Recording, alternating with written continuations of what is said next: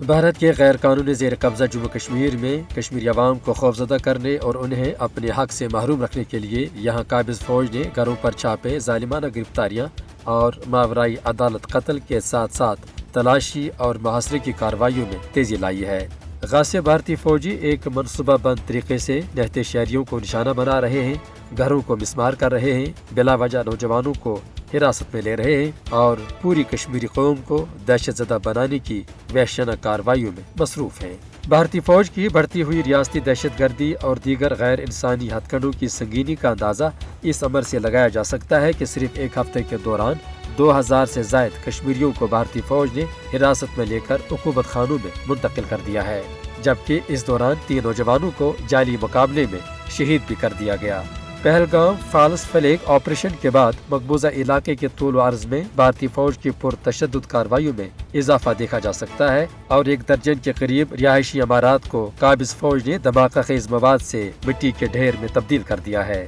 مقبوضہ علاقے میں مودی سرکار کے امن اور ترقی کے دعوے کھوکھلے ثابت ہو رہے ہیں، لہذا انتقامی کارروائی کے طور پر اب مودی سرکار چن چن کر کشمیریوں، خاص طور پر کشمیری نوجوانوں کو نشانہ بنا رہی ہے۔ کشمیری عوام نے کبھی بھی اپنی سرزمین پر بھارت کا ظالمانہ راج تسلیم نہیں کیا ہے، انہوں نے ہمیشہ بھارت کے ظلم و جبر کا بہادری سے مقابلہ کیا ہے۔ یہ قوم آج بھی اپنے حق کے حصول کے لیے پرعزم ہے۔ نہتے کشمیریوں پر ڈھائے جانے والے ان بدترین مظالم پر بھارت کو جواب دہ بنایا جانا چاہیے۔ اسی طرح اس متنازع خطے میں بھارتی فوج کی ریاستی دہشت گردی کے خاتمہ اور انسانی حقوق کے احترام کے لیے بین الاقوامی اداروں کو فوری طور پر مداخلت کرنی چاہیے تاکہ کشمیری عوام کو بھارتی حکمرانوں کی شفاقت سے نجات مل سکے۔